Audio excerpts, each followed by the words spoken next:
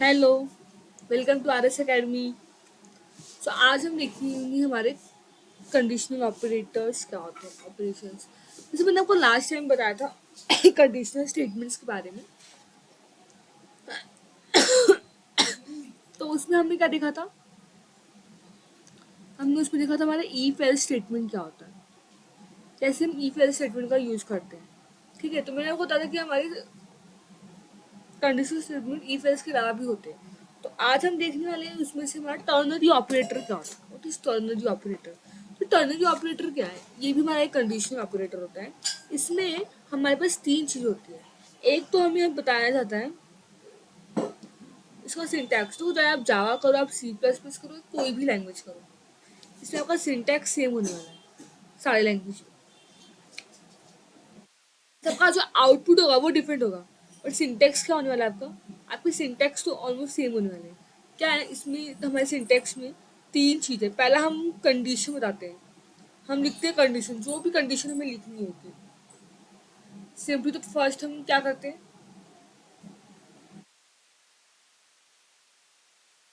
First हम condition लिखते हैं। Is that clear? कंडीशन लिखने के बाद ये क्वेश्चन मार्क क्यों लगाते हैं? क्वेश्चन मार्क हमें बताता है कि हम अपना कंडीशन, जो हमारा कंपाइलर है, कंडीशन चेक करता है। तो क्वेश्चन मार्क क्या इंडिकेट करता है? क्वेश्चन मार्क हमारा इंडिकेट करता है कि हमारा जो कंपाइलर है वो हमारे इस कंडीशन को क्या कर रहा है, चेक कर रहा है। Is that clear? नाउ अब हमारे पास दो कंडीशन लिखने का, तो हम दो स्टेटमेंट और लिखते हैं। हम लिखते हैं, हम अगर मेरी कंडीशन ट्रू हुई, इफ कंडीशन मेरी क्या हुई, ट्रू हुई, तो ये जो स्टेटमेंट, ये जो पार्ट है, ये क्या होगा हमारा, ये पार्ट हमारा प्रिंट होगा। Is that clear? ये पार्ट प्रिंट होगा। इस पार्ट में क्या लिखा होगा? पहला हम लिखते हैं कि जो भी हमारा स्टेटमेंट ट्रू होगा, ठीक है, जो भी हमारा स्टेटमेंट ट्रू होगा वो हम क्या करेंगे यहाँ पे। अगर मैंने कंडीशन चेक की, हमारे कंपाइलर ने हमारी कंडीशन चेक की, और कंडीशन चेक करने का तो हमें ये पता चला कि कंडीशन ट्रू है, तो हम क्या करेंगे, हम यहाँ पे जो हमारा स्टेट, ये जो पार्ट है, ये वाला पार्ट आपका प्रिंट होगा। Is that clear? इफ हमने कंडीशन चेक की और अब मेरा कंडीशन क्या बोल रहा है, जो भी कंडीशन है वो फॉल्स है, मैच नहीं करे, तो हमारा क्या होगा, हमारा जो कंपाइलर है वो क्या प्रिंट करेगा? कंपाइलर प्रिंट करेगा ये वाला part, do something if false. ठीक है, यहाँ पे लास्ट में बस आपने जो नोटिस किया कि आपका डू समथिंग इफ ट्रू की बात क्या है, हमने ये सेमी कॉलन नहीं लगाया। क्यों नहीं लगाया? क्योंकि सेमी कॉलन हम बताते हैं कि हमारा ये काम यहाँ पे, जो प्रोग्राम है वहाँ पे स्टॉप होता है, बट हमें तो ऐसा बताना नहीं है ना, हमें तो ऐसे बताना नहीं है। अगर ये कंडीशन ट्रू नहीं होगी तो हमें तो ये आगे वाला प्रिंट करवाना है, तो इससे हम सिर्फ कोलन लिखेंगे। इसमें कंडीशन सिंटैक्स कैसा होता है, पहले आप लिखते हो कंडीशन, ये क्वेश्चन मार्क डालते हो जो चेक करता है कि वजह आपकी कंडीशन ट्रू है या फॉल्स। अगर ट्रू है तो आपका ये वाला पार्ट रन होगा, अगर फॉल्स है तो आपका ये जो पार्ट है, डू समथिंग इफ फॉल्स, ये वाला रन होगा। Is that clear? इतना सिंटैक्स समझ में आया आपको? लेट मैं आपको दिखाती हूँ कैसे ये वर्क करता है। तो हम एक नई फाइल बनाएंगे। फाइल का नाम हम रखने वाले हैं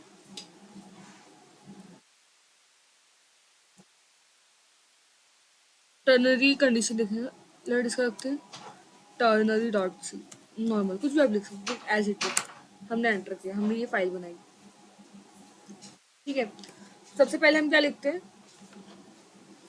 पहले हम हेडर फाइल इंक्लूड करेंगे, hash tag include stdio dot H. Is that clear?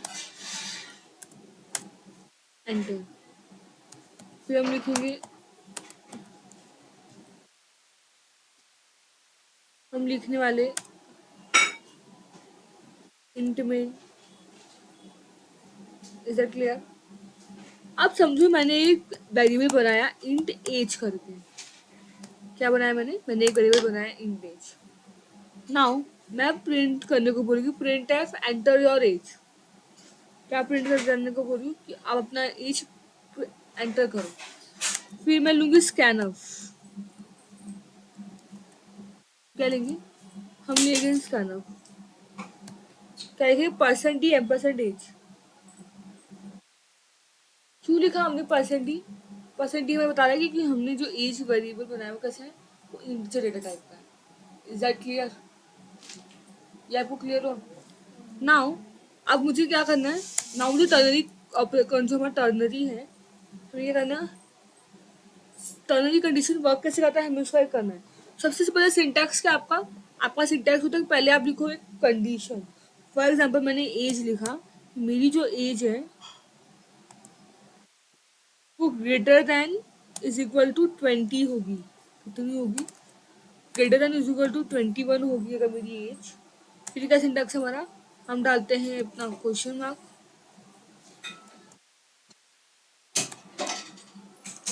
फिर हम प्रिंट एफ डालेंगे, डबल मिनट कॉमा डालेंगे, और समझो अगर हमारी एज 21 है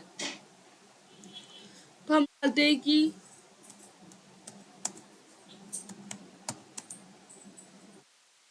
यहाँ पर हमने ऑप्शन प्रिंट करने को बोल दिया कि if you are 21 you can drive. क्या बोला मैंने, कि आप ड्राइव कर सकते हो। नॉर्मली मैंने इसको ये कंडीशन दी। फिर हमारा सिंटेक्स क्या है, हमारा सिंटेक्स है कि हम कोलन लगाना है।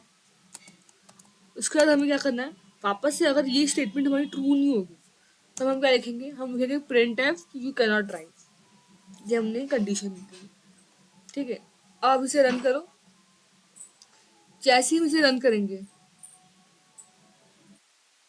पहले उसने बोला कि एंटर योर एज, उसने मुझे एज एंटर करने के लिए बोला, ठीक है। तो हमने एज एंटर की, हमने डाला 23, तो क्या आया, यू कैन ड्राइव। क्या है हमारा, यू कैन ड्राइव। अब वापस से मैंने रन कराया और अब मैंने इसको बोला कि 5 एंटर, तो आपका प्रिंट होगा यू कैन नॉट ड्राइव, ठीक है। तो बेसिकली हम टर्नरी ऑपरेटर का यूज क्यों करते हैं, हमारा टर्नरी कंडीशन जो होता है ना, टर्नरी ऑपरेटर का यूज करने का काम एक ही है कि अगर आप नॉर्मली इसका कोड लिखोगे इफ एल्स में, फॉर एग्जाम्पल अगर मुझे इसका कोड जो अभी हमने टर्नरी में लिखा, अगर हमें इफ में लिखना है तो हम इफ लिखते हैं, फिर हम लिखते हैं हमारा कंडीशन। तो कंडीशन समझो मैंने लिखा कि हमारा एज जो है वो ग्रेटर देन 21 है, ठीक है। मैं बोलूँगी कि अगर मेरा एज ग्रेटर देन 21 है तो आप क्या करो, आप प्रिंट करो ना, हमने जब भी लिखा हम बोलते कि आप प्रिंट एफ करो कि यू कैन ड्राइव। वैसा बोलते कि आप प्रिंट करो यू कैन ड्राइव,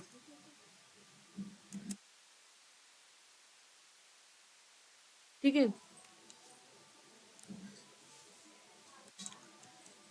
या तो फिर हम क्या बोलते हैं, हम बोलते कि एक एल्स वाली कंडीशन आप लिखो, एल्स में आपको प्रिंट करवा देना है डायरेक्ट कि you can not drive, you can not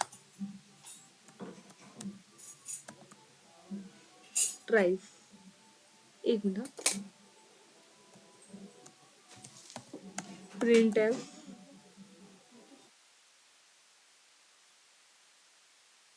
एक minute, you can not drive, हम ऐसा बोलते हैं करने के लिए। अगर मैंने इसको फिलहाल के लिए क्या किया, कंट्रोल आउट किया, पूरे एंटर एज, तुमने 34 डाला है मैंने, तो एंटर करें यू कैन ट्राई, ठीक है। तो अगर मैंने टर्नरी ऑपरेटर का यूज नहीं किया तो मुझे इतना सारा कोड लिखना पड़ेगा, 3-4 लाइन का कोड हमारा ऑलरेडी बढ़ जाएगा। तो instead of writing lengthy code हम क्या करते हैं, हम टर्नरी ऑपरेटर का यूज करते हैं। तो जैसे मैंने इसको किया, कंट्रोल कमेंट आउट किया, अब इसको हम करते कमेंट आउट। देखो, लेट्स सी, अब यही जो हमने इतनी लाइन में लिखा वही पार्ट हम क्या कर रहे हैं, हम एक सिंगल लाइन में अपना लिख दे रहे हैं और आपको यहाँ पर भी आंसर सेम ही मिल रहा है। फॉर एग्जाम्पल हमने डाल दिया 45, हमने क्या डाला, हमने 34 डाला, देखो यू कैन ड्राइव। तो जो काम हम सिंगल लाइन में कर सकते हैं, कंडीशन दिया, ट्रू और फॉल्स स्टेटमेंट प्रिंट करा है, आपको कंडीशन चेक करनी है, अगर वो ट्रू रहेगा तो ट्रू वाला स्टेटमेंट प्रिंट होगा, फॉल्स रहेगा तो फॉल्स वाला स्टेटमेंट। टर्नरी ऑपरेटर हम क्यों यूज़ करते हैं, प्रैक्टिकली इतना इसका यूज़ नहीं है, ये ज़्यादातर आपको जब आप प्लेसमेंट इंटरव्यू में रहते हो तो इंटरव्यू में ज़्यादा क्वेश्चन हम टर्नरी ऑपरेटर का हमें पूछे जाते हैं। तो आपको कॉन्सेप्ट क्लियर रहना चाहिए, हम इसको यूज़ ही करते हैं। इंस्टेड ऑफ राइटिंग इतना ज़्यादा लेंथी कोड, हम इसको सिंगल लाइन में लिख सकते हैं, ठीक है। जब भी हमें कोई कंडीशन चेक करनी है और ट्रू या फॉल्स स्टेटमेंट प्रिंट करवाना है तो हम टर्नरी ऑपरेटर का इजीली यूज़ कर सकते हैं। Is that clear? ये टॉपिक क्लियर है। अब हम देखने वाले स्विच स्टेटमेंट, बहुत ही इंपॉर्टेंट टॉपिक है आपका switch statement. Basically switch statement में क्या होता है, स्विच स्टेटमेंट में कैसा होता है, जैसे आपके घर में आपके पास बोर्ड होता है, वो बोर्ड में क्या हमारी कीज होती है, तो अब क्या करते हैं हम स्विच ऑन करते हैं स्विच ऑफ करते हैं, तो स्विच ऑन करेंगे तो जो भी की, जैसे फॉर एग्जांपल वो लाइट की है, ऑन किया तो वो ऑन होता है, ऑफ किया तो ऑफ।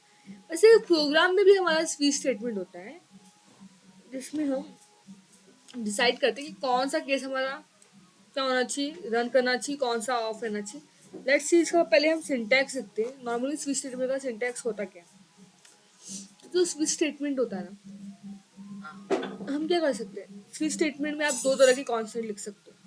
जो एक्सप्रेशन वाला पार्ट आपको दिखाई दे रहा है, हम इसको यूज करते हैं पिंक वाला, जो आपका एक्सप्रेशन वाला पार्ट यूज कर रहे हो आप, इसमें आप दो तरह के कॉन्स्टेंट डाल सकते हो। एक आप न्यूमेरिक कॉन्स्टेंट भी डाल सकते हो, सेकेंड थिंग आप क्या कर सकते हो, आप इसमें जो हमारे कैरेक्टर्स होते हैं, कैरेक्टर कॉन्स्टेंट भी डाल सकते हो। दोनों तरह के कॉन्स्टेंट इसमें डाल सकते हैं। Is that clear?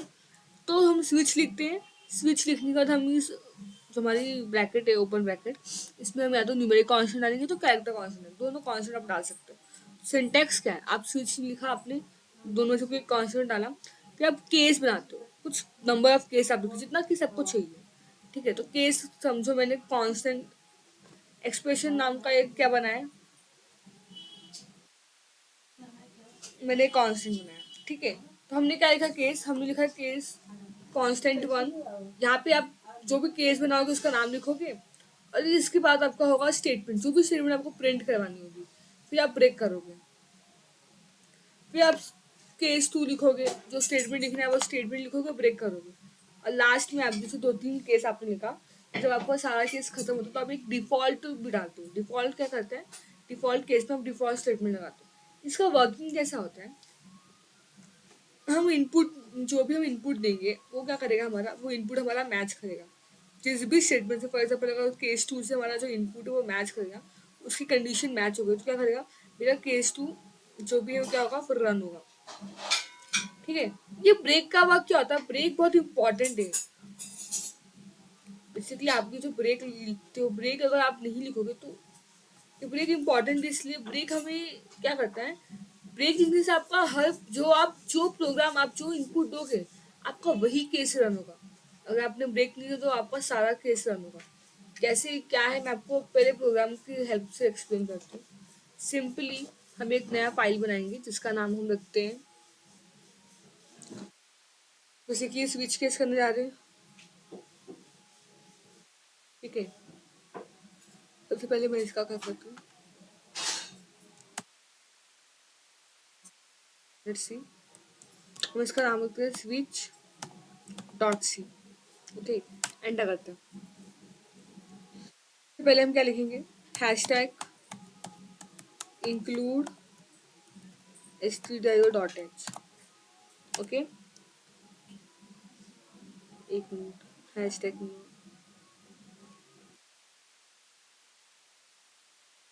Now, int मिल लिया हमने।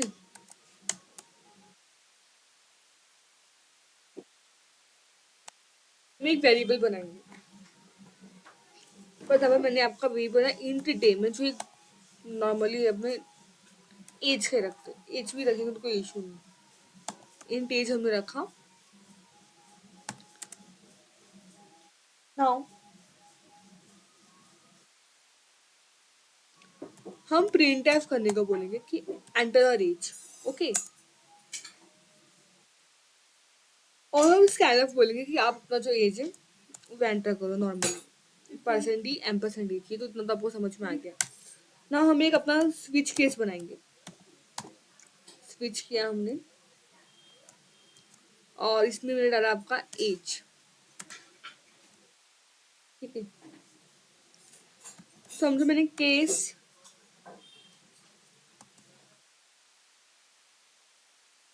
आपको कंडीशन दी थी कि आपका एज कितना होना चाहिए, 1 to 7 के बीच में होना चाहिए।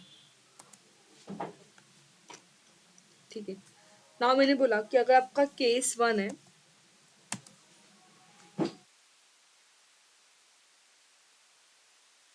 केस 1 है आपका, आपको एंटर करना है प्रिंट एफ डालेंगे this is your,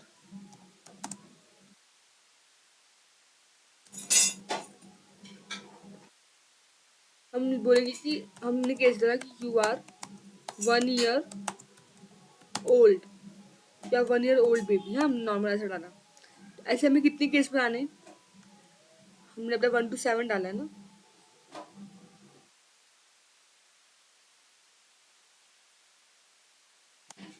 enter.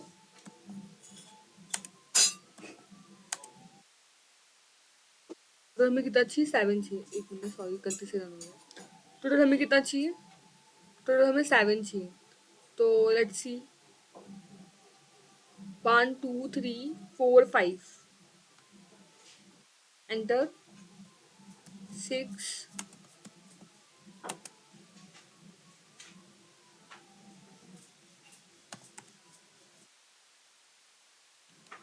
Late हम सब में सेमी कॉलन डालते पहले। यहाँ पे आपका होगा सेमी कॉलन, यहाँ पे भी आपका सेमी कॉलन होगा, और यहाँ पर भी आपका सेमी कॉलन होगा। लेट्स सी, केस 1 है तो आपको बोलेंगे कि you are 1 year old baby, और केस 2 लिखा है हमने तो हम बोलेंगे कि you are 2 year old baby. हम क्या हम उसको केस दे रहे हैं। सेम अगर हम केस 3 लिख रहे हैं तो हम बोलेंगे कि you are 3 year old baby. कि case 4, you are 4 year old baby, and यहाँ पे 5 डालेंगे और हमें प्रिंट करेंगे you are 5 year old baby. ठीक है, वैसे आप इसको अगर प्रिंट करो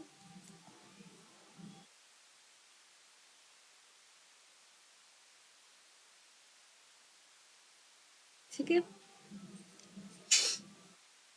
यहाँ पे हम लिखेंगे अपना case 6, you are 6 year old baby, और यहाँ पे आप करेगा केस 7,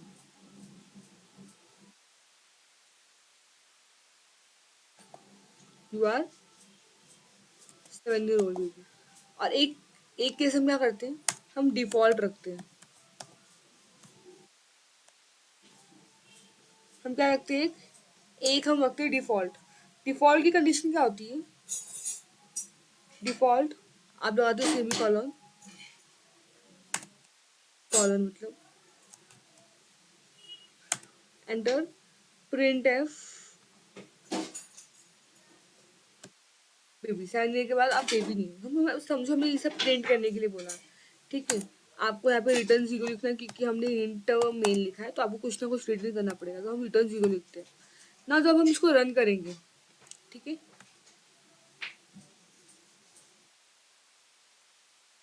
स्टॉप करते हैं और वापस से रन करते हैं।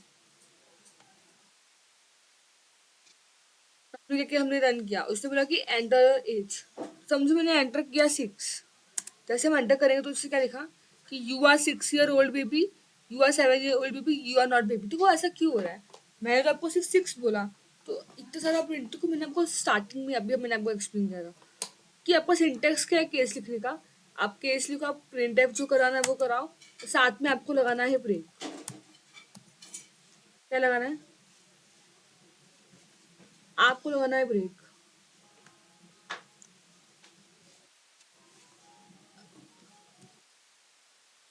अगर आप ब्रेक नहीं लगाओगे तो क्या होगा, आपका जो सारा स्विच होगा वो आपको सारा स्विच ओपन हो जाएगा। लेट्स सी, हम यहाँ पे ब्रेक लगाते हैं, एंटर, ब्रेक, एंटर,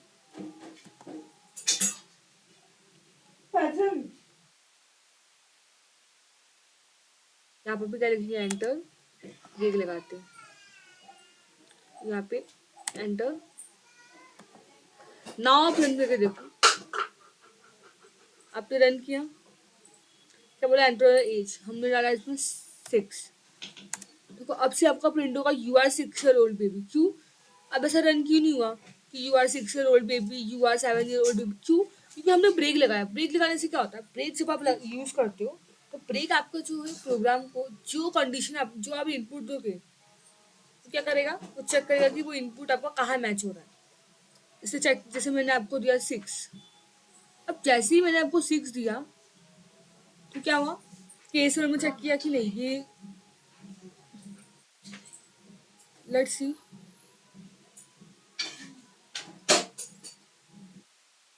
मैंने केस वन चेक किया, ओके। तो क्या हुआ केस वन में, जैसे हमने केस वन में चेक किया कि सिक्स मैच नहीं हुआ, तो ये रन नहीं हुआ। केस टू में भी नहीं हुआ, केस थ्री नहीं। ऐसे जब वो केस सिक्स में आया तो क्या हुआ, मैच कर गया। हाँ, केस सिक्स में हमने इनपुट डाला है सिक्स, तो ये क्या करेगा, you are 6 year old baby. और आपने क्या लगाया, आपने ब्रेक स्टेटमेंट लगाया। तो ब्रेक स्टेटमेंट लगाने से क्या होता है कि आपका जो प्रोग्राम है यहीं पे ब्रेक हो गया, अब ये आगे रन नहीं होगा। पर जैसे हमने लास्ट टाइम किया था जब हम ब्रेक नहीं लिखे थे, जैसे आप ब्रेक नहीं लिखोगे तो क्या होगा, आपका जो सारा प्रोग्राम ओपन रहेगा। मैं आपको अगर एग्जांपल दूं, समझो कि मैंने